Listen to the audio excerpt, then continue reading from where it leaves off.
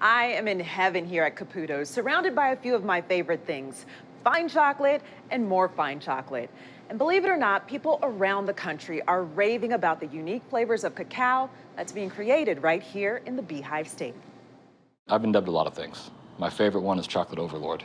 Watching chocolate grind is just mesmerizing. Everything that Utah has to offer in terms of people, there's a solid chance someone out of that group is going to like chocolate. I really like it. You're right. My name is Brian Ruggles, the president and founder of Utah's Chocolate Society. Like what? Yeah. We don't really do anything serious except really love chocolate. It's a dusty, dirty process, which is why it's separated out. And what you're left with is the cocoa nibs that the little pieces are what gets ground up into chocolate. The Chocolate Society started 8 years ago, and I was at the very first meeting, and I've been coming ever since. I don't know if people in Utah appreciate what they have here. We have 4 or 5 bean-to-bar chocolatiers in Salt Lake. Berlin has maybe 1 or 2. London has maybe 1 or 2. I lived in Paris last year. They have, I think, 2 or 3. We are spoiled here. We like to go and visit the various chocolate makers in Utah and get a sense for what they're about. Deanne from Solstice loves having us come.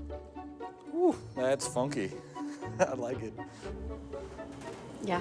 Oh, no. Mostly, we just have fertile ground here in Utah for this sort of thing. When I first started chocolate, I didn't think there was much to it. I knew that dark chocolate was becoming more popular, and I had tried a lot of dark chocolate, and I just didn't get it. Now what I look at chocolate as is a food that is an adventure in every bite. I eat chocolate every day. I eat a half a bar at least every day. In fact, I eat it for breakfast. That's my breakfast.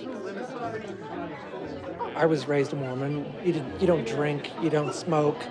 Maybe chocolate is another vice that, I don't know, moves in when there's a vice vacuum. In Utah, we have this very, open-minded sort of demographic that is ready to participate in specialty food, but also hasn't necessarily decided what the best thing they've ever put in their mouth is. They have this thought that, like, the most delicious thing may still be ahead of them. There's a lot of people that don't drink, and yet they're foodies, and they love, like, good tasting things. And so chocolate is so interesting that it feels that need for people. When it comes to chocolate, you have the same sorts of connoisseurship, those same sorts of things you talk about in wine, like something tasting like where it came from. You have that in chocolate. It's not always about tasting something that's like yummy and a treat. It tastes like wet grass, like wet swamp grasses. It's about tasting something interesting that is going to make you want to inquire about where it came from. Who has a map? We have your map. That's why it's so exciting, is you don't have to be some super taster that, like, has this palate that's some gift from above, and you're this outlier level of tasting ability. No, like, everyone can do it. Dig in. I think we've attracted a lot of people into the fold here at Caputo's with our education program through chocolate classes. Look at that texture. Is that too much? Exactly what you want. It is the Wild West right now in the world of chocolate because this industry of craft chocolate is so new. It's just fun, yeah.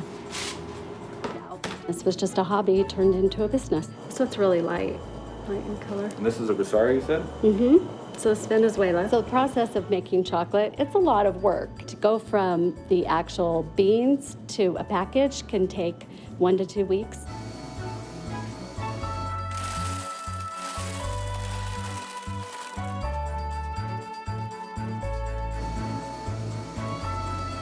I'm not going to scrape this completely out. It is back-breaking. So whoever said, if you love what you're doing, you don't work a day in your life, that's malarkey. Yeah. But what I want you to do first is, it tastes like salted caramel, and I was like, what is going on? People are going to think I put salt in this. And then I got to thinking, Bolivia has salt flats. She's got various practice batches with beans she's been thinking about. So she likes to experiment on us. We love to be experimented on. Jenny nailed this one. The Gusari. Say it. Oh, it said it tastes like cherry cordial. Yeah. And now that I'm eating it, there it is. It's very much the expression of what the chocolate maker wants to achieve based on the beans that they like. It's so easy to tell the difference between, say, Trinitario beans from the Dominican Republic versus, say, a rare Criollo from Venezuela. You can easily pinpoint those things just with your taste buds, and the stories behind that and why they taste the way they do and what they had to go through historically to become what they are just fascinating. And then when you taste the product and you know those stories, it makes it even more fun. There's a bar from the Lithuanian company called Chocolate Naive, and it tastes like fresh cucumber. The other one tastes like fresh honeydew melon. And that I've never tasted in another chocolate before. It's if you want something interesting rather than just something that's like predictably delicious. I became obsessed. I just feel like I'm participating in something that's really visceral to all of us as humans, this just culture of fine food and of participating in something that is more than just mere nourishment. I'm an engineer. We have people that, pianists, doctors. Chocolate is pretty universal. It brings people together. I think it's healthy. I think it's magic.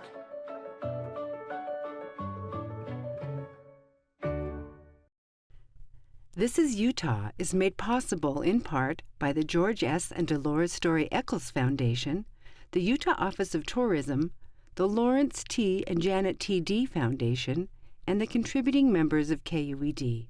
Thank you.